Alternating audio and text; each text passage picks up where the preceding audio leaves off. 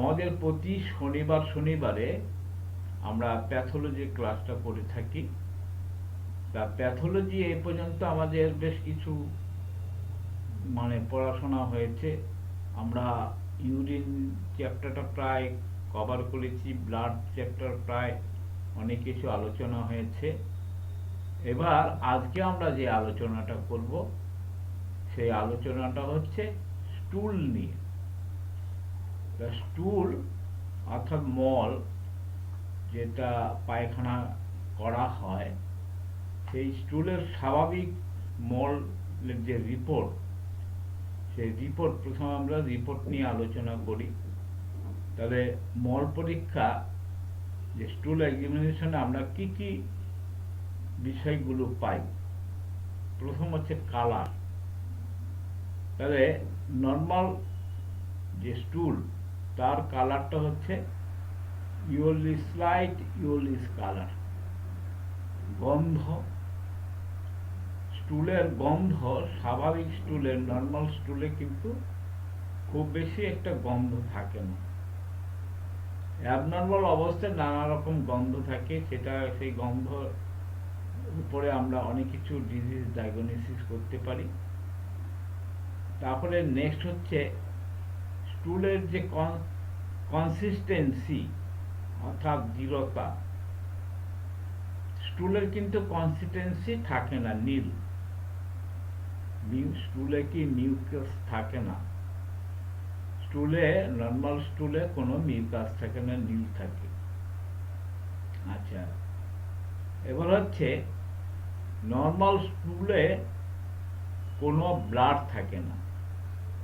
তাহলে নর্মাল যে ব্লাড, এই স্টুলের যে রিপোর্ট দেখব, সেখানে আমরা ব্লাড যদি না থাকে তাহলে ভাববো যে সব ঠিক আছে। অ্যাবনর্মাল কিছু ক্ষেত্রে, কোনো ক্ষেত্রে তার ব্লাড পাওয়া যায়, সে কোন ক্ষেত্রে আমরা বিস্তারিত আলোচনা করব। এবার আসা যাক অন্যান্য কি কি উপাদান থাকে। অন্যান্য উপাদান প্রায় কিছুই থাকে না। এবার হচ্ছে কেমিক্যাল রিয়াকশন। স্টুলের যে কেমিক্যাল রিয়াকশন, তাতে কিছু থাকে না, না অ্যাসিডিক না অ্যালকালিন। আর কি, অকাল ব্লাড। অকাল ব্লাড, নর্মাল স্টুলে কোনো অকাল ব্লাড থাকে না। বেনজাইন টেস্টে কিছু পাওয়া যাবে না, নর্মাল যে স্টুলের যে রিপোর্ট তাতে কিছু পাওয়া যাবে না। এবার হচ্ছে মাইক্রোস্কোপিক যে পরীক্ষা, এখানে এপিথেলিয়াল সেল এমনি সাদা চোখে তো দেখা যায় না, তাহলে মাইক্রোস্কোপে এপিথেলিয়াল সেল নর্মাল অবস্থায় আমরা কিছু পাবো না, নীল থাকবে। স্টুলের মধ্যে পাস সেল নর্মাল অবস্থা যদি থাকে, পাস সেলটা থাকবে না। স্টুলের মধ্যে আরবিসি থাকবে না, নর্মাল স্টুলে আরবিসি থাকবে না। তারপরে হচ্ছে ম্যাক্রোফেজ সেল, এটা নর্মাল স্টুলের মধ্যে থাকবে না। ঠিক ওভা নর্মাল স্টুলে নীল থাকবে।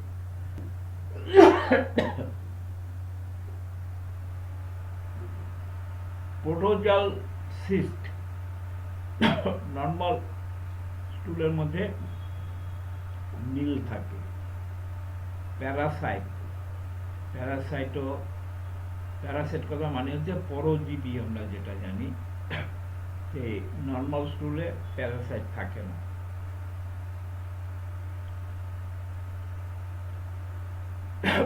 নর্মাল স্টুলের মধ্যে খাদ্যের কোনো কণা বা ডেব্রিস এটা থাকে না, এটা নীল থাকে। আর মাইক্রো অর্গানিজম নর্মাল স্টুলে থাকে না। ক্রিস্টালটাও নর্মাল স্টুলে থাকে না। তাহলে আমরা এই সমস্ত জিনিসগুলো দেখলাম, অনেক কিছুই স্টুলের মধ্যে নর্মাল অবস্থায় কিছু থাকে না। তাহলে কখন কি পাওয়া যাবে এবং কি কি পাওয়া গেলে আমাদের কি কি অসুখ আমরা সন্দেহ করতে পারি বা একেবারে স্যাঙ্গুইন হতে পারি। কিছু কিছু বিষয় আছে যেগুলো পাওয়া গেলে আমরা বিভিন্ন রোগ সন্দেহ করতে পারি, ধারণা করতে পারি, আর কিছু কিছু ক্ষেত্রে নিশ্চিতভাবে আমরা কোনো রোগ ডায়াগনোসিস করতে পারি।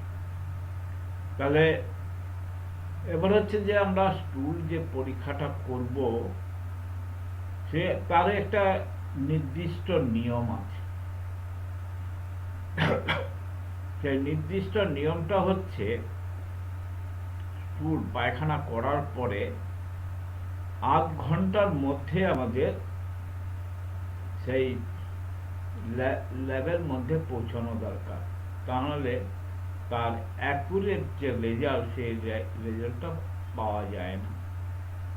অনেকক্ষণ পরে যদি আমরা স্টুলটা রাখি ঠিক তার রেজাল্ট আমরা নাও পেতে পারি।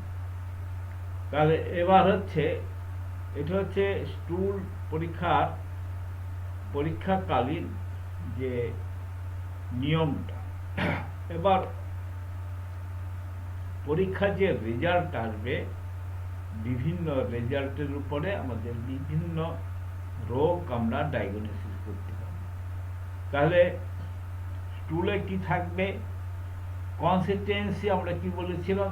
কনসিস্টেন্সি স্বাভাবিক পরিমাণ থাকে, কিন্তু প্রচুর এবং অতি অল্প শক্ত মল বা জলের মতো পাতলা মলে খাদ্যকণা বা রক্ত ইত্যাদি নির্দেশ করলে ক্রনিক কোলাইটিস বা অন্যান্য আন্তরিক রোগের পরিচয় বহন করে। কি হচ্ছে? মলের কনসিস্টেন্সিটা হচ্ছে স্বাভাবিক পরিমাণ থাকবে, কিন্তু যদি প্রচুর বা অতি অল্প শক্ত মল বা জলের মতো পাতলা মলে যদি থাকে, তাহলে আমরা কিছু রোগ তার অনুমান করতে পারি। আর কি? খাদ্যকণা বা রক্ত ইত্যাদির নির্দেশ যদি পাওয়া যায়, তাহলে রক্তে ক্রনিক মলে যদি আমরা রক্ত বা খাদ্যকণা পাই, তাহলে আমরা একটা রোগ সন্দেহ করতে পারি বা ধারণা করতে পারি, সেটা হচ্ছে ক্রনিক কোলাইটিস বা আন্তরিক রোগ।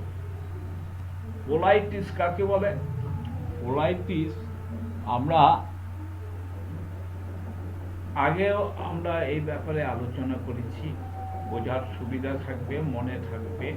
সে মনে রাখার জন্য একটা কৌশল বলে দিয়েছিলাম, সেটা হচ্ছে কোনো অর্গানের সঙ্গে যদি আইটিস যোগ করা হয়, তাহলে আমরা সেই অর্গানের একটা ইনফ্লামেশন অ্যান্ড ইরিটেশন বলে মনে করব। তাহলে কোলাইটিস কথাটার মানে হচ্ছে কোলনের আইটিস। কোলন, আমাদের পেটের মধ্যে যে কোলন আছে তার আইটিস মানে হচ্ছে সেখানে একটা ইরিটেশন অ্যান্ড ইনফ্লামেশন হয়। কোলাইটিস হলে আমরা এই সমস্ত লক্ষণগুলো পেতে পারি। আর কি? অন্ত্রে যে ইনফ্লামেশন ইরিটেশন হয় তাকে বলা হয় আন্ত্রিক। তাহলে এই সমস্ত ক্ষেত্রে আন্ত্রিক এবং কোলাইটিসের ক্ষেত্রে মলে রক্ত পাওয়া যাবে।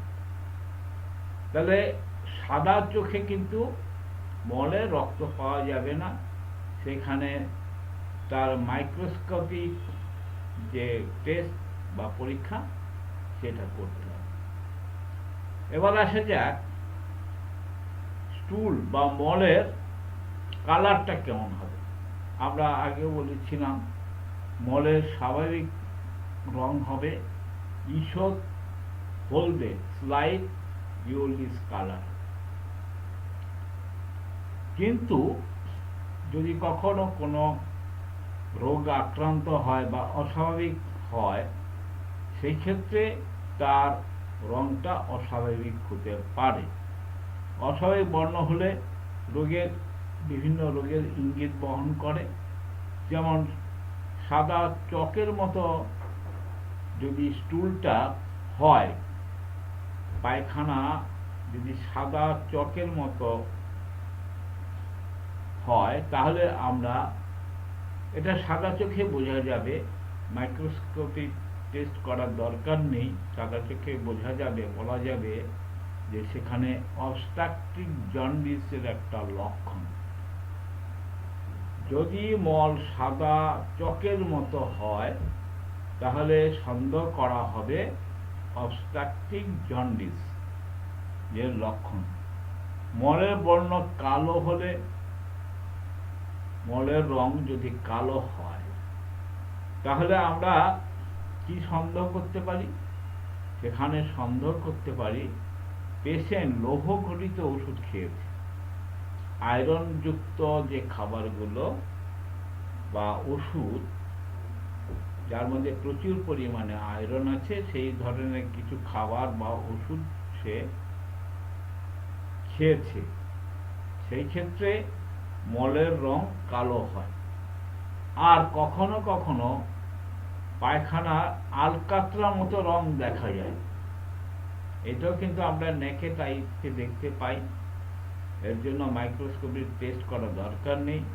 আলকাতরার মতো যদি মল হয় আর ফ্যাকাশে মল যদি হয় বা লাল রঙের মল যদি হয়, তাহলে বিভিন্ন রকম রোগের নির্দেশ করে।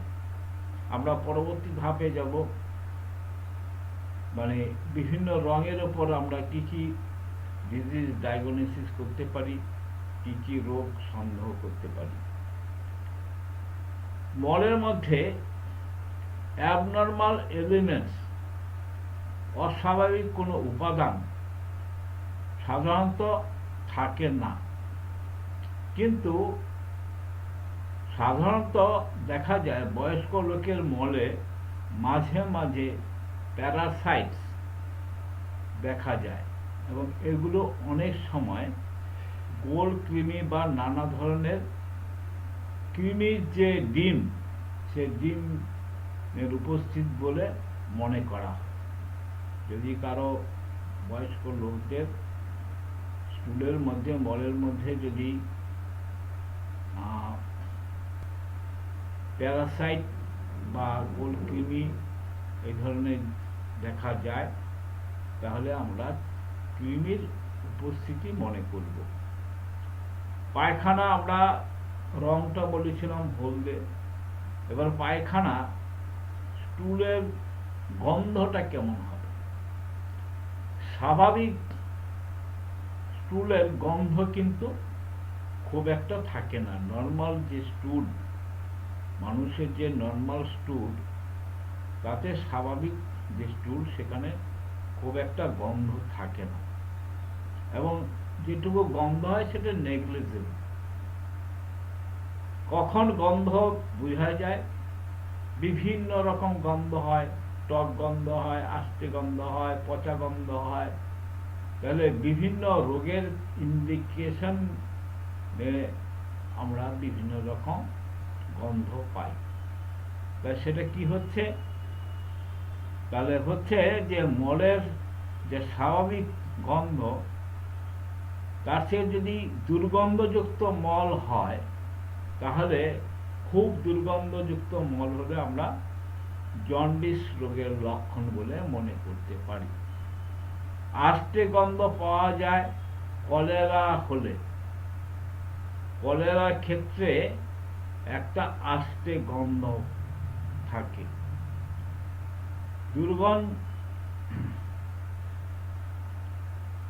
আবার গন্ধহীন যদি স্টুল হয়, সেই ক্ষেত্রে আমরা বিভিন্ন ধরনের ডিসেন্ট্রি, যেমন ব্যাসিলারি ডিসেন্ট্রি, অ্যামোবিক ডিসেন্ট্রি, এই ডিসেন্ট্রির ক্ষেত্রে আমরা গন্ধহীন স্টুল দেখতে পাই। তাতে গন্ধ থাকে না। তাহলে এবার স্টুলের অ্যাপিয়ারেন্সটা কীরকম হবে? স্টুলের অ্যাপিয়ারেন্স স্বাভাবিক মলে স্বাভাবিক আকৃতি থাকে। মল শক্ত গুটলে গুটলে হলে আমরা একটা রোগ মানে ডায়াগনোসিস করে থাকি, তাকে বলা হয় কনস্টিপেশন। তাহলে গুটলে গুটলে বা শক্ত যদি পায়খানা হয় সেটা হচ্ছে কনস্টিপেশনের লক্ষণ। আর যদি লুজ মোশন হয়, তরল মল হয়, সেটা কোন রোগের লক্ষণ? সেটা হচ্ছে ডায়রিয়ার লক্ষণ। উদরাময় বলে যাকে আমরা বলি উদরাময়, সেই উদরাময়ের আমরা তরল পায়খানা অর্থাৎ লুজ মোশন দেখা যায়। আর সেই ক্ষেত্রে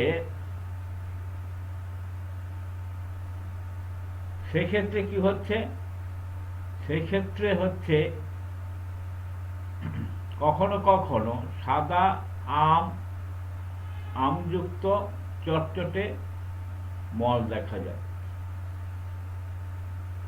আর এই সাদা চটচটে আমযুক্ত মল হলে তাকে আমরা বলি আমাশা বা ডিসেন্ট্রি। আমরা খানিকক্ষণ আগেও আলোচনা করলাম যে দেয়ার আর টু টাইপ অফ ডিসেন্ট্রি। একটা হচ্ছে অ্যামোবিক ডিসেন্ট্রি আর একটা হচ্ছে ব্যাসিলারি ডিসেন্ট্রি। এবার হচ্ছে মিউকাস। স্টুলের মধ্যে নর্মাল, আমরা প্রথমে বলেছিলাম নর্মাল স্টুলে মিউকাস থাকবে না। তাহলে মিউকাস যদি থাকে, তাহলে মিউকাস থাকলে আমরা কিছু রোগের উপস্থিতি মনে করি।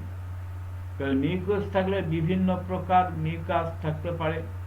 মলে এর উপস্থিতি থাকলে আমাশা, ইলিওকোলাইটিস প্রভৃতি নির্দেশ করে। স্বাভাবিক মলে এর উপস্থিতি না থাকারই কথা। তাহলে নর্মাল অবস্থায় স্টুলের মধ্যে কোনো মিউকাস থাকে না। তাহলে কখন মিউকাস দেখা যায়? ইলিওকোলাইটিস। আর আমরা আগেও বলেছি যে কোনো অর্গানের পাশে যদি আইটিস যুক্ত হয়, সেই রোগটাকে আমরা বলি সেই অর্গানের প্রবাহ বা ইনফ্লামেশন অ্যান্ড ইরিটেশন। তা কোলনের যদি কোনো প্রদাহ হয়, ইরিটেশন বা ইনফ্লামেশন হয়, তাকে বলা হয় কোলাইটিস। কোলাইটিসের ক্ষেত্রে আমরা স্টুলের মধ্যে মিউকাস দেখতে পাব।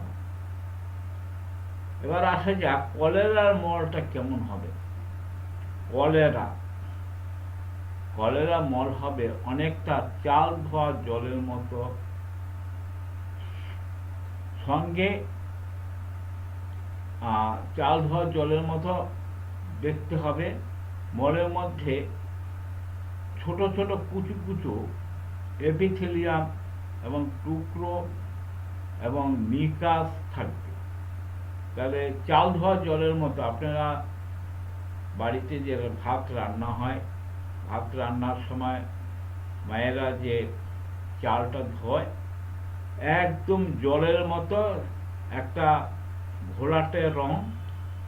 এই ধরনের চাল ধোয়া জলের মতো যদি রং হয়, আর তাতে যদি গন্ধ হয়, আর তাতে যদি এপিথেলিয়াম সেল বা মিউকাসের ছোট ছোট টুকরো দেখা যায়, তাহলে আমরা সেখানে কলেরা রোগ বলে আমরা নির্দেশ করতে পারি বা মনে করতে পারি। আমরা নর্মাল স্টুল রিপোর্টে দেখলাম যে মলে রক্ত থাকে না, স্টুলের মধ্যে কোনো রক্ত থাকে না। তাহলে কখন কখন রক্ত দেখা যায়? স্টুলে রক্ত, দুই রকম রক্ত দেখা যায়। একটা হচ্ছে একবার টাটকা রক্ত, পায়খানার সঙ্গে, পায়খানার মলের সঙ্গে মিশে থাকে কিছু রক্ত, কিছু মলের গায়ে লেগে থাকে কিছু রক্ত। আরেকটা রক্ত দেখা যায়, সেটা সাদা চোখে দেখা যায় না, সেখানে আমরা মাইক্রোস্কোপিক টেস্টে দেখা যায় সেখানে অকাল ব্লাড আছে। তাহলে কোন কোন ক্ষেত্রে মলে রক্ত থাকলে আমরা বিপজ্জনক বলে মনে করব? তাহলে কখন হবে? উদর মানে আমাদের যে অ্যাবডোমেন, তা আমাদের অ্যাবডোমেনের মধ্যে কি কি আছে? Small intestine and large intestine. তাই এই ইন্টেস্টাইনের বাংলা হচ্ছে অন্ত্র। এই অন্ত্রের মধ্যে যদি কোনো কারণে কোনো ইনফেকশন হয় বা রক্তপাত হয়, তাই সেক্ষেত্রে মলের রং হবে আলকাতরার মতো। মলের রংটা আলকাতরার মতো, রক্ত দেখা যাবে না। একে বলা হয় অকাল ব্লাড, অর্থাৎ ব্লাডটা মলের মধ্যে মিশে গিয়ে আলকাতরার মতো রং হয়। তা কোন কোন ক্ষেত্রে হয়?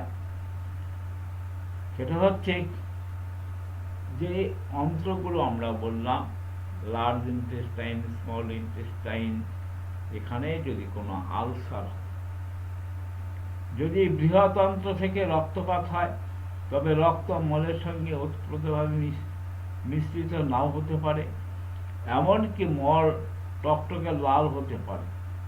মলদার বা গুহ্যদ্বার, অর্থাৎ রেকটাম বা অ্যানাস, রেকটাম বা অ্যানাস থেকে রক্ত আসতে পারে, এবং সেটা হচ্ছে মলের গায়ে সুতোর মতো লেগে থাকতে পারে।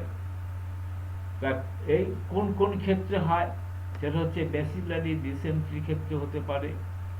ব্যাসিলারি ডিসেন্ট্রি যদি হয়, মলের রক্তের সঙ্গে আরেকটা জিনিস দেখা যাবে, সেটা পুজ দেখা যাবে, পাস সেল, পুজ থাকবে এবং রক্ত মিশ্রিত থাকে, এবং প্রথমে 2-1 বার থাকে, কিন্তু পরে সাধারণত মল আর থাকে না, শুধুমাত্র পুজ আর রক্ত বেরোয়। প্রথম খানিকটা স্টুল থাকে, তারপরে আর স্টুল থাকে না, স্রেফ মানে টেনেসমাস, কুণ্ঠন, কোথানি থাকবে, প্রচুর পরিমাণে কোথানি থাকবে, সেই সঙ্গে রক্ত আর পুজ থাকবে। এটা হচ্ছে ডিসেন্ট্রি, আমেশা।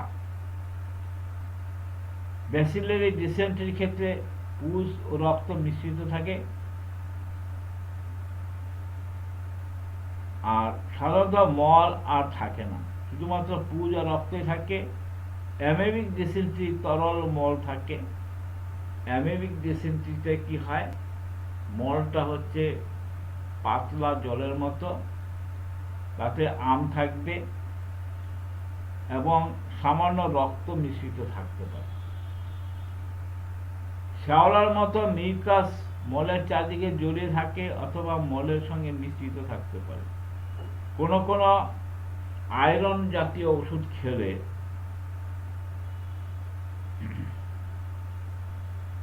বা বিসমাথ জাতীয় ওষুধ খেলে মলের রং কালো হয়। আমরা অনেক সময় আয়রন ট্যাবলেট খাই বিভিন্ন কারণে, অথবা বিসমাথ জাতীয় কোনো ওষুধ খাই, সেই ক্ষেত্রে কিন্তু মলের রং কালো হতে পারে। অনেক সময় ফলস ডায়াগনোসিস হয়। এর ফলে হয় কি, অনেক সময় ভুল ডায়াগনোসিস হয়ে যেতে পারে। কারণ আমরা কালো পায়খানা হলে আমরা সন্দেহ করতে পারি হয় স্মল ইন্টেস্টাইন বা লার্জ ইন্টেস্টাইন, অথবা পেপটিক আলসার বা গ্যাস্ট্রিক আলসার হয়েছে। তা এই ভুল ধারণা হতে পারে। সেখানে আমার হিস্ট্রি নিতে হবে যে পেশেন্ট, রুগী কোনো আয়রন জাতীয় কোনো ওষুধ খাচ্ছে কিনা এবং বিসমাথ জাতীয় কোনো ওষুধ খাচ্ছে কিনা। এর ফলে অনেক সময় ফলস ডায়াগনোসিস হয়। আর পেটে অথবা ইন্টেস্টাইনে রক্তপাত হলে মলের সঙ্গে আলকাতরার মতো কালো হবে, এবং এটা পেপটিক আলসার বা কার্সিনোমা ইত্যাদি ইঙ্গিত বহন করে। আপনারা জানেন যে ক্যান্সার রোগটা দেহের যে কোনো অর্গানে হতে পারে। আগে আমরা জানতাম যে মেয়েদের ব্রেস্টে আর ইউটারাসে ক্যান্সার হয়। ক্যান্সার গবেষণায় দেখা গেছে এবং ক্যান্সার হসপিটালগুলোর যে স্ট্যাটিস্টিক লক্ষ্য করা গেছে, মানুষের দেহে এমন কোনো অর্গান নেই যেখানে ক্যান্সার হয় না। যে কোনো জায়গায় ক্যান্সার হতে পারে, ব্লাডে ক্যান্সার হতে পারে, চোখে ক্যান্সার হতে পারে, মলদ্বারে ক্যান্সার হতে পারে।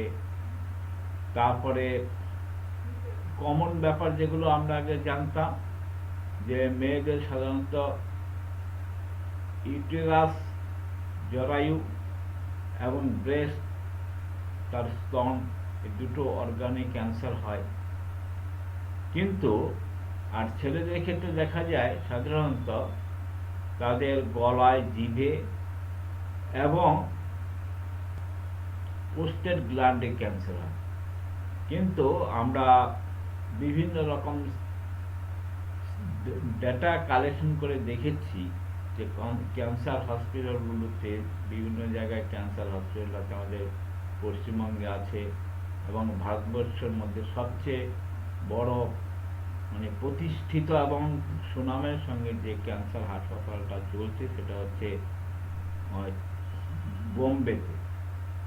বোম্বে টাটা ইনস্টিটিউট, যেটা অর্থাৎ মহারাষ্ট্র গভর্নমেন্ট, সেন্ট্রাল গভর্নমেন্ট এবং ভাবা রিসার্চ ইনস্টিটিউটের যৌথ উদ্যোগে যে হাসপাতালটা চলছে বোম্বেতে, সেটা সারা ভারতবর্ষ মনে হয় পৃথিবীর মধ্যে সর্বশ্রেষ্ঠ ক্যান্সার চিকিৎসার একটা হাসপাতাল। সেখানে আমরা বিভিন্ন রকম ডাটা কালেকশন করে দেখেছি যে মানুষের এমন কোনো অর্গান নেই যে অর্গানে তার ক্যান্সার হয় না। যে কোনো অর্গানে ক্যান্সার হতে পারে। এবার ক্যান্সার যদি কারো পেটে, ইন্টেস্টাইন যদি তার ক্যান্সার হয়, তাহলে সেখানেও কিন্তু তার মলের সঙ্গে অর্থাৎ পায়খানার সঙ্গে স্টুলে তার অকাল ব্লাড দেখা যেতে পারে।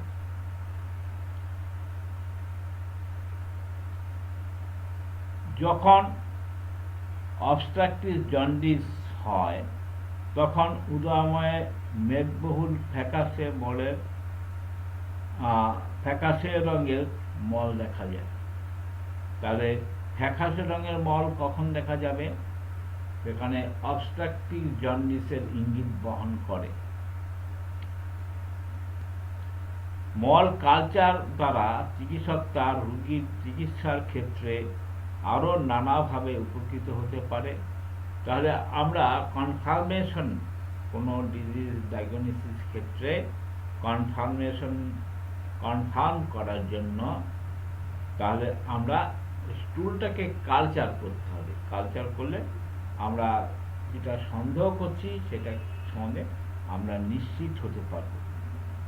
বিশেষ রোগ নির্ণয়ের ক্ষেত্রে এবং থেরাপিউটিক্স ডায়াগনোসিস এবং গুরুত্ব উপলব্ধি করার জন্য স্টুল কালচার করা প্রয়োজন। স্টুল কালচার করার ফলে কি হচ্ছে, প্রোটোজোয়া, ওভা, হিস্টোলাইটিকা ইত্যাদি শ্রেণীর বিচারে স্টুল কালচার সাহায্য করে। মাইক্রো অর্গানিজম, অর্গান কথা মানে হচ্ছে জীবের অংশ, আর মাইক্রো কথা মানে হচ্ছে ক্ষুদ্রতম। তাহলে মাইক্রো অর্গানিজম এবং ব্যাকটেরিয়া গ্রুপ বুঝতে আমাদের তাহলে সুবিধা হবে যদি আমরা স্টুলের কালচার করি। এছাড়া আধুনিক পদ্ধতিতে concentration technique for examination for স্টুল এর ব্যবস্থা আছে, যেমন বাই সেন্ট্রিফিউগেশন মেথড এবং by salt floating method.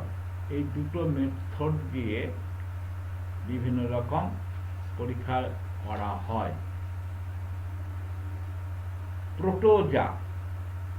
Protozoa মল পরীক্ষা এটা পাওয়া গেলে আমরা স্টুলের মধ্যে যদি পরীক্ষা করে প্রোটোজোয়া পাই, তাহলে আমরা কি উপলব্ধি করতে পারি? আমরা অ্যামাইবো হিস্টোরিকা, অ্যামাইবো কোলি,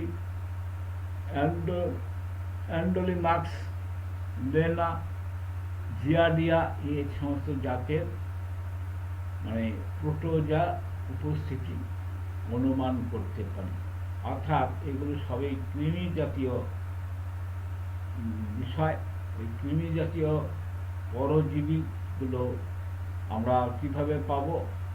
অর্থাৎ পায়খানা পরীক্ষা করার ফলে এখানে যদি প্রোটোজা উপস্থিতি দেখি, তাহলে আমরা বিভিন্ন ধরনের কৃমি জাতীয় জিনিস রোগী বা রোগ বলে মনে করতে পারি। পায়খানার মধ্যে ওভা যদি থাকে, অর্থাৎ সেই ওভার আবার বিভিন্ন প্রজাতির হয়। আমরা জানি পেটে অনেক সময় কৃমি হয়, তো কৃমিরও অনেকগুলো প্রজাতি আছে। যেমন ছোট ছোট কৃমি, কেঁচো কৃমি, কুচো কৃমি, ফিতা কৃমি, ডেকা কৃমি, এই সমস্ত কীট জাতীয় কৃমি, এই সমস্ত কৃমি আছে। এইগুলো হচ্ছে পায়খানার যদি স্টুলে ওভা পাওয়া যায়, তাহলে এই বিভিন্ন জাতীয় কৃমিগুলো উপস্থিতি আমরা মনে করতে পারি।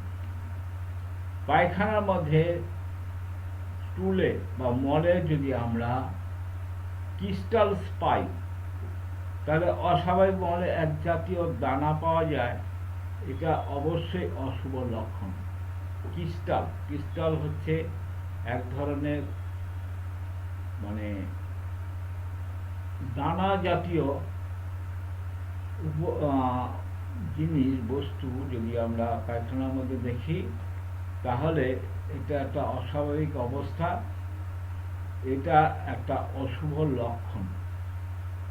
এই ক্রিস্টাল জাতীয় জিনিস যদি বেশি পরিমাণে পাওয়া যায়, তাহলে আমরা কি রোগ বলেও মনে সন্দেহ করতে পারি। ক্রনিক অ্যামোবিক ডিসেন্ট্রি এবং ক্রনিক কোলাইটিস এই সমস্ত রোগের ইঙ্গিত বহন করে। ইন্টেস্টাইনাল নেমাটোডস এক জাতীয় জিনিস,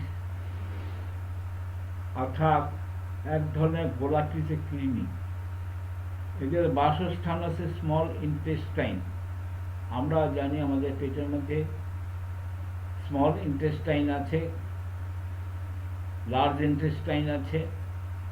স্মল ইন্টেস্টাইন মানে হচ্ছে ক্ষুদ্রান্ত, আর লার্জ ইন্টেস্টাইন মানে যে বৃহদান্ত, আর স্মল ইন্টেস্টাইন মানে যে ক্ষুদ্রান্ত। তো এই অন্ত্রের মধ্যে আমরা গোলাকার এক ধরনের কৃমি দেখতে পাই। এরা ইন্টেস্টাইনের মধ্যে থাকে, বিশেষ করে স্মল ইন্টেস্টাইনের মধ্যে থাকে। এদের মধ্যে নানা প্রকার শ্রেণী বিভাগ আছে। আধুনিক বিজ্ঞান সম্মত চিকিৎসার ব্যবস্থার প্রথম শর্ত হচ্ছে কারেক্ট ডায়াগনোসিস। তাহলে আধুনিক বিজ্ঞানে প্রথম শর্ত হচ্ছে কারেক্ট ডায়াগনোসিস। এই কারেক্ট ডায়াগনোসিস করার জন্য প্যাথোলজিক্যাল ইনভেস্টিগেশন প্রয়োজন। আমরা যারা হোমিওপ্যাথি প্র্যাকটিস করি, তারা অনেক স্বাভাবিকভাবে আমরা প্রশ্ন করতে পারি যে আমরা তো টোটালিটি অফ সিমটমসের বেসিসে চিকিৎসা করে থাকি, তাহলে আমাদের এই প্যাথোলজিক্যাল ফাইন্ডিংস, রেডিওলজিক্যাল ফাইন্ডিংস, বিভিন্ন রকম স্ক্যান রিপোর্ট, এগুলো প্রয়োজন কি আছে? তা এক্ষেত্রে আমাদের সোজা কথা সোজাভাবে বলা যেতে পারে যে আমরা যেখানে দেখব আনকমন পিকুলার সিমটমস আছে, অর্থাৎ আমরা আমাদের প্রথম শর্ত হচ্ছে আমরা রোগী দেখব, রোগীর কেস হিস্ট্রি নেব, তার টোটালিটি সিমটমস কালেক্ট করব, করে সেখান থেকে আমরা ব্যক্তি স্বাতন্ত্রীকরণ করব। ইনভাইরিলাইজেশন, অর্থাৎ এই ব্যক্তি স্বাতন্ত্রীকরণ করাই হচ্ছে হোমিওপ্যাথি চিকিৎসকদের বাহাদুরি। এই ব্যক্তি স্বাতন্ত্রীকরণ করতে গিয়ে আমরা যদি প্যাথোলজি, অ্যানাটমিক্যাল নলেজ, ফিজিওলজিক্যাল নলেজকে যদি কাজে লাগাতে পারি, তাহলে আমরা যে জিনিসটা খুঁজে পাবো সেটা হচ্ছে আনকমন পিকুলার সিমটমস। অর্থাৎ আমাদের গায়ে যদি জ্বর হয় তাহলে জল পিপাসা লাগবে, এটাই স্বাভাবিক। কিন্তু প্রচণ্ড জ্বর আছে, জল পিপাসা নেই, এই যে লক্ষণটা আমরা পেলাম, এটা হচ্ছে আনকমন পিকুলার সিমটমস। তাহলে আমরা প্যাথোলজি, অ্যানাটমি, ফিজিওলজি এই সমস্ত সাবজেক্টগুলো পড়ে আমরা কিন্তু আনকমন পিকুলার সিমটমসগুলো খুঁজে পাই। এটাই হচ্ছে আমাদের সহায়ক। আমাদের পৃথিবীর ইতিহাসে, হোমিওপ্যাথিক ইতিহাসে পৃথিবীর বিভিন্ন দেশের যে আমরা হিস্ট্রিগুলো পেয়েছি তাতে দেখা গেছে হোমিওপ্যাথ ডাক্তার যারা কনভার্টেড ফ্রম অ্যালোপ্যাথ, যারা অ্যালোপ্যাথ থেকে যারা কনভার্টেড হয়ে হোমিওপ্যাথিতে এসছেন, তারা সারা পৃথিবীতে হোমিওপ্যাথিক দিকপাল হয়েছে।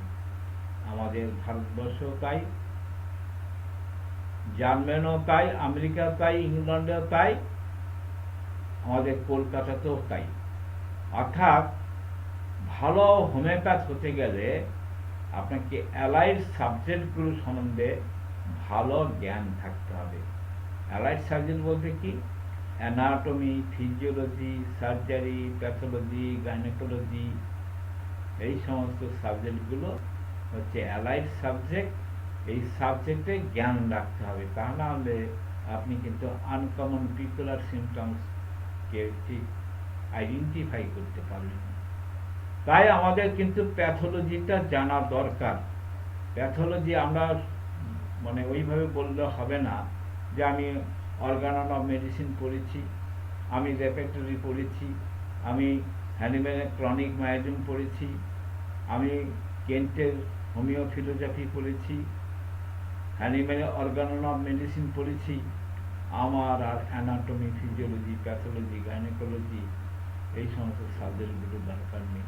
অবশ্যই আমার প্রপার ডায়াগনোসিস করার যেমন দরকার আছে, আবার টোটালিটি অফ সিমটমসের বেসিসে আমার ইনভাইরিলাইজেশন অর্থাৎ ব্যক্তি স্বাতন্ত্রীকরণ এই জিনিসটাও করতে হবে।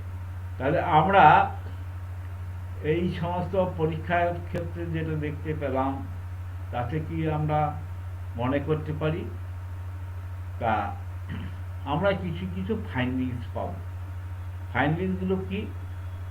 সেটা হচ্ছে আমাদের যে পরিপাক ক্রিয়া হয়, সেই পরিপাক ক্রিয়ার যদি স্বাভাবিক অবস্থার পরিবর্তন হয়, কিছু কিছু লক্ষণ আমরা দেখতে পাই। আমাদের স্টুলের মধ্যে আমাদের যে মল বা পায়খানা, যেটা তার মধ্যে কিছু অস্বাভাবিক অবস্থা দেখতে পাই যদি পরিপাক যন্ত্রে পরিপাকের যদি কিছু ব্যতিক্রম হয়। সেই লক্ষণগুলো কি? সেই লক্ষণগুলো হচ্ছে মল যদি পাংশুটে বা মেটে বর্ণের হয়, তাহলে কি বুঝতে হবে? আমাদের যে স্টুলটা, সেই স্টুলটা যদি পাংশুটে বা মাটির মতো রং হয়, সেই ক্ষেত্রে বুঝতে হবে যে পিত্তরস অধিক পরিমাণে সিক্রেশন হচ্ছে।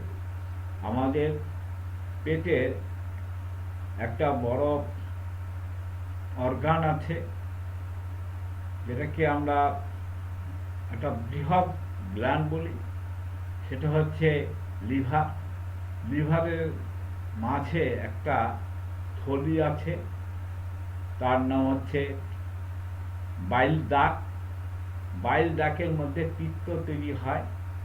এই পিত্ত যদি অধিক পরিমাণে সিক্রেশন হয়, যা হওয়ার কথা, নর্মাল যা হওয়ার কথা, তার থেকে যদি বেশি পরিমাণে সিক্রেশন হয়, তাহলে দেখা যায় যে আমরা যে পায়খানাটা করি, যে মলত্যাগ করি, সেই স্টুলটার রং হবে পাংশুটে এবং বা মেটে রঙে, মাটির মতো রং হবে। তাহলে তাতে ওই পায়খানা দেখে আমরা বুঝতে পারবো তার বাইল সিক্রেশনটা অত্যাধিক বেশি পরিমাণে হচ্ছে। দ্বিতীয় কি, মল কাদার মতো দেখতে হলে তাহলে হচ্ছে পরিপাক ক্রিয়া গন্ডগোল হয়েছে বলে মনে করতে হবে। পায়খানা যদি কাদার মতো হয় তাহলে মনে করতে হবে যে তার ডাইজেস্টিভ সিস্টেমের ডাইজেশনটা ঠিক হচ্ছে না। আর মল যদি কালো বা বেশি হলুদ হয় সেই ক্ষেত্রে আমরা বলবো যে পিত্তরস বেশি সিক্রেশন হচ্ছে, বাইল সিক্রেশনটা বেশি পরিমাণে হচ্ছে। স্টুলে যদি মলের রক্ত বা শ্লেষ্মা থাকে, রক্ত এবং শ্লেষ্মা দুটো জিনিস যদি থাকে তাহলে আমরা মনে করব যে তার ব্লাড ডিসেন্ট্রি হয়েছে। আর যদি টাটকা রক্ত দেখা যায়, শুধু রক্ত মানে মলদ্বার দিয়ে বেয়ে পড়ছে বা পায়খানার সঙ্গে মিশে আছে, রক্ত আলাদা দেখা যাচ্ছে, সেক্ষেত্রে আমরা মনে করব তার পাইলস বা হ্যামারয়েড হয়েছে, অর্থাৎ অশ্ব তার হয়েছে। মল অধিক শুষ্ক এবং কঠিন হলে, মল যদি আমাদের যে স্টুলটা যদি ড্রাই থাকে এবং খুব শক্ত হয়, গুটলে হয়, তাহলে কি বুঝবো তার আন্তরিক গোলমাল হয়েছে। আন্তরিক মানে অন্ত্র ঘটিত কিছু ডিরেজমেন্ট হয়েছে। মল পাতলা হলে আমরা কি বলবো, ডায়রিয়া বা উদরময়। মলের সঙ্গে ফোঁটা ফোঁটা রক্ত পড়লে, যদি মলদ্বার দিয়ে ফোঁটা ফোঁটা রক্ত পড়ে, টাটকা রক্ত পড়ে, তাকে আমরা বলবো অশ্ব হয়েছে। তাহলে আমরা এই মলের চেহারা, মলের গন্ধ, মলের কনসিস্টেন্সি দেখে আমরা কিন্তু অনেক রোগ মানে উপলব্ধি করতে পারি।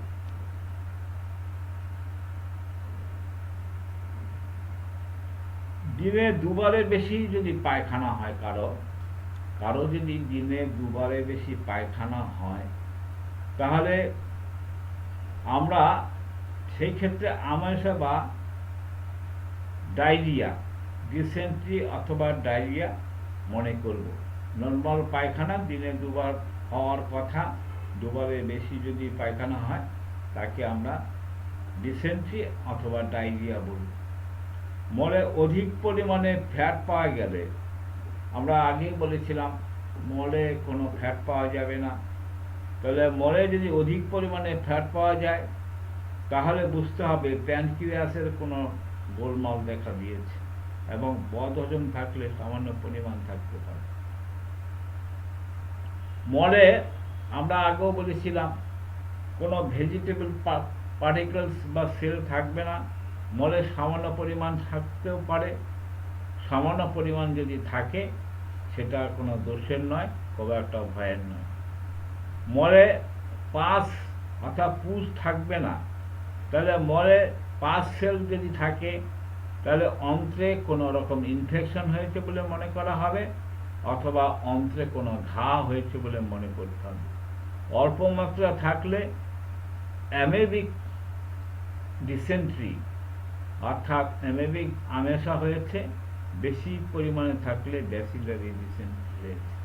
তাহলে মলে যদি পাস সেল থাকে, সাধারণত থাকে না, সামান্য পরিমাণ থাকলে সেটা দোষের কিছু নেই, কিন্তু বেশি পরিমাণ থাকলে সেটা অন্ত্রে কোনো ইনফেকশন হয়েছে ধরে নিতে হবে, অথবা অন্ত্রে কোনো ঘা হয়েছে ধরে নিতে হবে, অথবা অল্প অল্প যদি তার পাস সেল থাকে সেখানে বুঝতে হবে অ্যামেবিক ডিসেন্ট্রি, আর বেশি মাত্রা থাকলে বুঝতে হবে ব্যাসিলারি ডিসেন্ট্রি।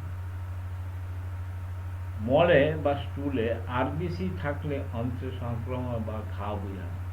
সাধারণত আরবিসি থাকার কথা নয়। আরবিসি সাদা চোখে দেখা যাবে না, নেকেড আইতে দেখা যাবে না, তার জন্য মাইক্রোস্কোপিক টেস্ট করতে হবে। যদি মাইক্রোস্কোপিক টেস্ট করে দেখা যায় আরবিসি আছে, তাহলে বুঝতে হবে অন্ত্রে কোনো রকম ইনফেকশন হয়েছে অথবা কোনো ঘা হয়েছে।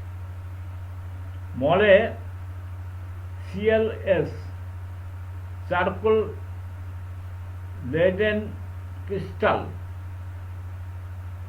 অর্থাৎ সিএলএস যদি থাকে তাহলে অ্যামেবিক ডিসেন্ট্রি বা গোল কৃমি রোগ আছে বলে মনে করা হবে।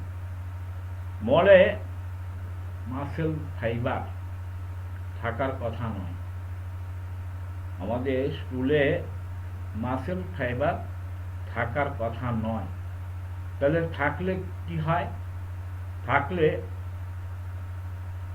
আমরা তো মাছ মাংস খাই, তাহলে মাছের মধ্যে মাসেল ফাইবার থাকে, মাংসের মধ্যে মাসেল ফাইবার থাকে, তার মানে বুঝতে হবে তার মাছ মাংস এগুলো হজম হচ্ছে না।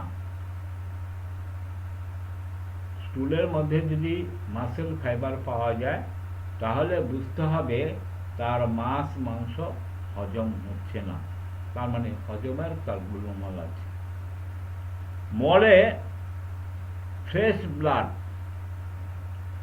অর্থাৎ টাটকা রক্ত যাকে আমরা বলি, সেই রক্ত যদি পাওয়া যায় তাহলে বুঝতে হবে আমেশা অথবা অশ্ব অথবা malignant ulcer. Malignant ulcer that may be turned to the cancer। আপনার ম্যালিগন্যান্ট শব্দটা ভয়ের অর্থাৎ ভয়ঙ্কর রকম, তাই ম্যালিগন্যান্ট আলসার মানে সন্দেহ করা যেতে পারে, আর কি অশ্ব রোগ বলে সন্দেহ করা যেতে পারে, আর কি আর হচ্ছে ব্যাসিলারি ডিসেন্ট্রি বলে মনে করা যেতে পারে। মলে ফ্যাট বা ফ্যাটি অ্যাসিড থাকার কথা নয়। স্টুলের মধ্যে ফ্যাট গ্লোবুলস অর্থাৎ চর্বি জাতীয় কোনো গ্লোবুলস বা ফ্যাটি অ্যাসিড থাকার কথা নয়। তাহলে থাকলে এবং অতিরিক্ত মাত্রায় উপস্থিতি থাকলে সেখানে আমরা অবস্ট্রাকটিভ জন্ডিস বলে মনে করতে পারি।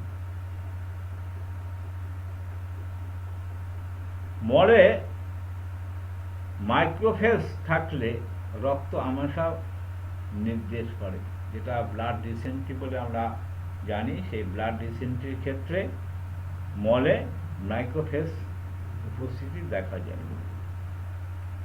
মলে ওভা যদি পাওয়া যায়, ওভা মানে ডিম, তাহলে মলে ওভা পাওয়া গেলে এবং অধিক মাত্রা থাকলে কৃমি রোগের উপস্থিতি বোঝায়, অর্থাৎ কৃমি রোগ হয়েছে। মলে সিস্ট বা ক্রিস্টাল পাওয়া গেলে আমেশা হয়েছে, আমেশার উপস্থিতি বলে মনে করতে হবে। এবার আসা যাক, আমরা আগে মলের বিভিন্ন রকম বিষয় দেখলাম, এবার হচ্ছে মল কালচার করার দরকার এবং তার গুরুত্বটা নিয়ে আমরা আলোচনা করি। অর্থাৎ necessity and importance of স্টুল culture.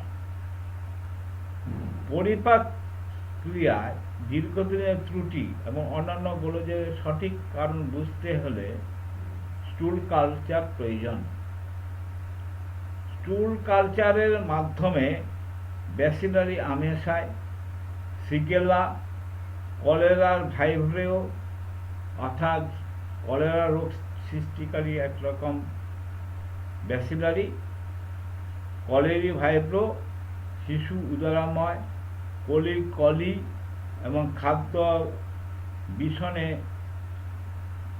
Staphylococcus, এই সমস্ত উপস্থিতি সম্পর্কে নিশ্চিত হওয়া যায়। আর কি চিকিৎসা সুবিধার জন্য সেই ক্ষেত্রে আমরা আধুনিক চিকিৎসা যেটা অ্যান্টিবায়োটিক প্রয়োগ করা হয়, সেই অ্যান্টিবায়োটিক প্রয়োগের ক্ষেত্রে সহায়ক হয়। স্টুল কালচারের পদ্ধতি আছে। স্টুল কালচারের পদ্ধতি অনেকগুলো পদ্ধতি আছে। এই পদ্ধতি প্রাথমিকভাবে হুকওয়ার্ম বা স্ট্রং জাইলয়েড লার্ভা সম্বন্ধে সঠিক ধারণা পাওয়া যায়, এই জন্য এই পদ্ধতি গ্রহণ করা হয়। এর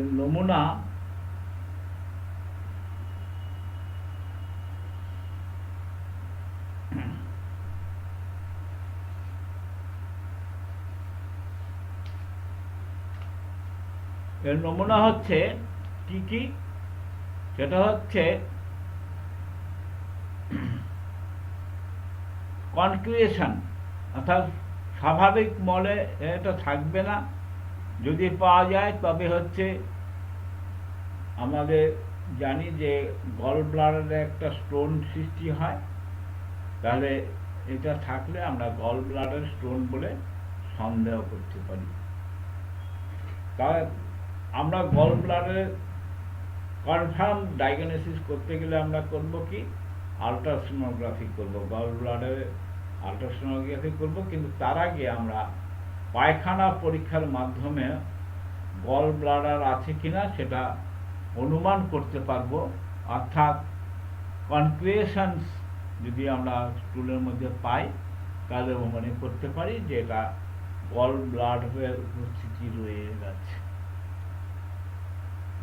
হেলমিথস, সাধারণত স্বাভাবিক মলে হেলমিথের উপস্থিতি পাওয়া যায় না। যদি পাওয়া যায় তবে সেই ক্ষেত্রে ফিতা কৃমি বলে আমরা জানি অনেক কৃমি আছে, সেই কৃমি আছে, গোল কৃমি থাকতে পারে এবং নানা প্রকার ওভার উপস্থিতি নির্দেশ করে। এবার আসা যাক অকাল ব্লাড, অর্থাৎ ওবি। ওবি মানে হচ্ছে অকাল ব্লাড, মলের সঙ্গে রক্ত না থাকাই স্বাভাবিক। আমরা প্রথমেই বলেছিলাম মলে কোনো রক্ত থাকবে না, থাকার কথা নয়। যদি পাওয়া যায় তাহলে অবশ্যই সেটা অশুভ ইঙ্গিত এবং খুব ভয়ঙ্কর রোগের ক্ষেত্রে অকাল ব্লাড পাওয়া যায়। যেমন হচ্ছে মলের সঙ্গে শরীরের বিভিন্ন স্থান থেকে যদি রক্ত আসে, আমাদের যে সমস্ত অর্গানগুলো ভিতর দিয়ে মল বেরিয়ে আসে সেই সমস্ত অর্গানে কোনো আলসার থাকলে সেখানে অকাল ব্লাড পাওয়া যেতে পারে, দেখা যেতে পারে। খাদ্যনালীর অন্ত্রে এই সমস্ত জায়গায় অনেক সময় পেপটিক আলসার হলে রক্ত আসতে পারে এবং সাধারণ পরীক্ষায় বুঝতে পারা যায় না। মাইক্রোস্কোপিক এক্সামিনেশনে এই অকাল ব্লাড যদি নেগেটিভ হয়, মাইক্রোস্কোপিক এক্সামিনেশনে যদি অকাল ব্লাড নেগেটিভ হয় তাহলে আমাদের দুশ্চিন্তার কোনো কারণ নেই। যদি মাইক্রোস্কোপিক অবজারভেশনের মধ্যে যদি পজিটিভ হয় তবে এটা খুবই চিন্তার বিষয় এবং ভয়ঙ্কর পরিণতি হতে পারে এবং দুশ্চিন্তা একটা বড় কারণ হয়ে দাঁড়াবে। এই পরীক্ষার পূর্বে এই যে অকাল ব্লাড পরীক্ষাটা করা হবে সেটা করার একটা পদ্ধতি আছে। সেই পদ্ধতিটা হচ্ছে 3 দিন আগে থেকে রুগীকে কোনো রকম মাছ মাংস খাওয়ানো যাবে না।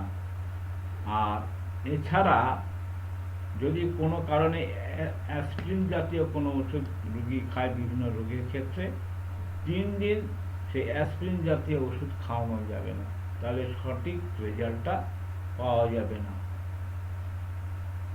এবার হচ্ছে স্টুলের যে রিয়াকশান, সেই রিয়াকশানটা হচ্ছে স্টুলে আমরা যে মল, আমাদের যে স্টুল আছে সেটা সাধারণত অ্যাসিডিক বা অ্যালকালিন হয়।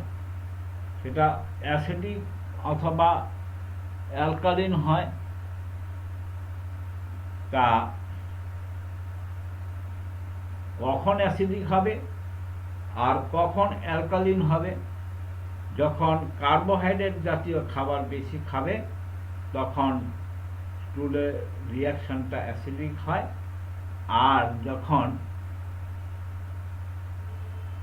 প্রোটিন জাতীয় খাবার খাবে বেশি, তারপরে প্রোটিন জাতীয় বেশি খাবার খাওয়ার পরে যদি পরীক্ষা করা হয় তাহলে সেটা রিয়াকশনটা অ্যালকালিন হবে।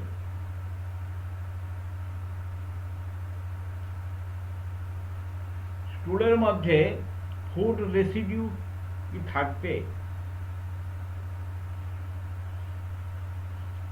কখনো কখনো স্টুলের মধ্যে কিছু খাদ্য কণা মলে থাকতে পারে, সেটা নেগলিজিবল, খুব একটা বেশি নয়, কিন্তু বেশি পরিমাণে যদি থাকে তাহলে আমরা সেখানে হজমের গোলমাল বলে মনে করব।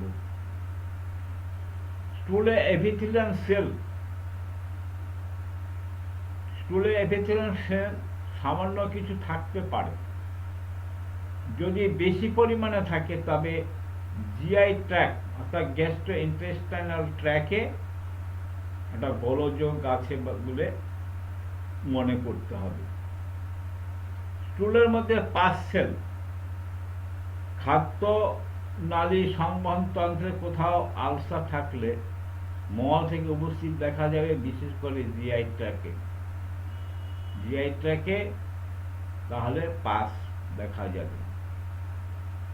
মলে আরবিসি কি থাকবে? আমরা আগে বলেছিলাম আরবিসি থাকবে না। তাহলে মলে আরবিসি উপস্থিতি দেখা গেলে আমরা মনে করব হুকওয়ার্ম আছে, কোনো ইনফেকশন, পেটের মধ্যে কোনো ইনফেকশন আছে, ব্যাসিলারি ডিসেন্ট্রি থাকতে পারে, অ্যামেবিক ডিসেন্ট্রি থাকতে পারে। এই সমস্ত রোগের জন্য মলে উপস্থিত থাকা সম্ভব। ক্রিস্টাল, মলে ক্রিস্টাল থাকার কথা না, এটা অ্যামেবিক ডিসেন্ট্রি যদি থাকে তাহলে মলের মধ্যে ক্রিস্টাল পাওয়া যেতে পারে। মলে ব্যাকটেরিয়া, মাঝে মাঝে কিছু ব্যাকটেরিয়া মলে থাকতে পারে, কিন্তু বেশি হলে সেটা বিপজ্জনক। মলে ফ্যাট সাধারণত মলে পাওয়া যায় না। নিউট্রাল ফ্যাটি অ্যাসিড মলে থাকতে পারে, সামান্য মাত্রা থাকলে চিন্তার বেশ কোনো কারণ নেই। মাসেল ফাইবার, মলে মাসেল ফাইবার সামান্য পরিমাণে থাকতে পারে, বেশি থাকলে অশুভ লক্ষণ। ভেজিটেবল সেল, মলের মধ্যে বিশেষ করে অ্যামেবিকের ক্ষেত্রে দেখা যায়, অর্থাৎ অ্যামেবিক ডিসেন্ট্রি যদি হয় তাহলে মলের মধ্যে ভেজিটেবল সেলসগুলো পাওয়া যায়। তা এই হচ্ছে আমাদের স্টুলের অ্যাবনর্মাল কন্ডিশন নিয়ে আমরা আলোচনা করলাম। আমরা প্রথমে যে রিপোর্টটা বলেছিলাম তাতে মলের অধিকাংশই নীল থাকার কথা, না থাকারই কথা। কিছু কিছু ক্ষেত্রে এই সমস্যাগুলো উপস্থিতি মানে হচ্ছে কিছু রোগের ইন্ডিকেশন দেয়, অর্থাৎ কিছু রোগের উপস্থিতি প্রমাণ করে। এইভাবে আমরা প্যাথোলজির মাধ্যমে বিভিন্ন রোগ ডায়াগনোসিস করে হোমিওপ্যাথি মতে টোটালিটি অফ সিমটমসের বেসিসে রেপেটাইজেশন করে on the basis of the chronic miasm আমরা সিঙ্গেল মেডিসিন, সিঙ্গেল ডোজ দিয়ে হ্যানিম্যানের পদ্ধতিতে হোমিওপ্যাথি চিকিৎসা করব। আমরা আগেও বলেছিলাম হোমিওপ্যাথির মূল কথা হচ্ছে একটা রোগের ক্ষেত্রে একটি মাত্র ওষুধ দিতে হবে, যাকে বলা হয় সিঙ্গেল ডোজ, এই সিঙ্গেল মেডিসিন। আর সিঙ্গেল ডোজের একটা ডেফিনেশন আছে, সেটা হচ্ছে ওষুধ, অর্থাৎ যখন থেকে ওষুধের ক্রিয়া হবে সেটাই হচ্ছে সিঙ্গেল ডোজ। অর্থাৎ আমরা বাজারে অনেক সময় হোমিওপ্যাথি ডাক্তারদের দেখি একসঙ্গে অনেকগুলো ওষুধ দেয়, এবং আমরা খুব পরিতাপের সঙ্গে লক্ষ্য করেছি যে অনেক লব্ধ প্রতিষ্ঠ হোমিওপ্যাথি চিকিৎসকরাও একসঙ্গে অনেকগুলো ওষুধ ব্যবহার করে থাকেন, যেটা হচ্ছে হোমিওপ্যাথি নীতি বিরুদ্ধ। আর ধরনের হোমিওপ্যাথ ডাক্তার বাজারে পাওয়া যায়, তারা কিছু স্পেসিফিক ওষুধ ব্যবহার করেন। হোমিওপ্যাথিতে কোনো স্পেসিফিক ওষুধ হয় না। হোমিওপ্যাথি হচ্ছে একটা ইউনিভার্সাল ট্রুথ, শাশ্বত বিজ্ঞান। সে হ্যানিম্যানের আমল থেকে, অর্থাৎ 250 বছর আগে যে পদ্ধতিতে হোমিওপ্যাথি চিকিৎসা করা হয়েছিল বর্তমানে সেই পদ্ধতিতে চিকিৎসা করা হবে এবং আগামী 1000 বছর পর্যন্ত কিন্তু একই পদ্ধতিতে হোমিওপ্যাথি চিকিৎসা করা হবে, কারণ এটা হচ্ছে ইউনিভার্সাল ট্রুথ, শাশ্বত বিজ্ঞান। বিজ্ঞানের কোনো পরিবর্তন হয় না, পরিবর্ধন হয় না, পরিমার্জন হয় না।